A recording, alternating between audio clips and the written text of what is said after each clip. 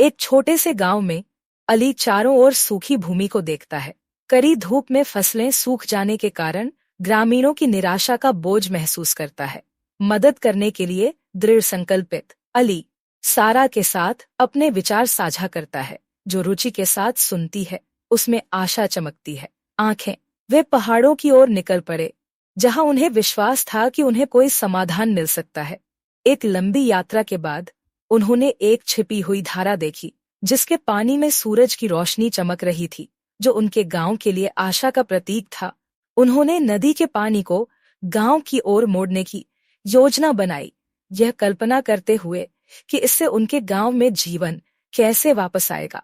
Team work और दृढ़ संकल्प के साथ उन्होंने पानी के बहाव के लिए रास्ता बनाने के लिए कड़ी मेहनत की, खुदाई की और मलबा साफ किया। जब पहली बारिश की बूंदें गिरीं, तो ग्रामीणों ने ऊपर देखा। उनके दिलों में आशा थी और कृतज्ञता का भाव था। ग्रामीणों ने अपने दिलों में आशा और कृतज्ञता के साथ देखा। जैसे ही खेतों में पानी बह गया, गांव ने खुशी, हंसी और जयकार के साथ जश्न मनाया। साथ खड़े थे, अपनी स्थिति पर गर्व करते हुए, यह जानते हुए कि उन्होंने न केवल अपने गांव को बचाया है, बल्कि एकता और दृढ़ता की भावना भी जगाई है।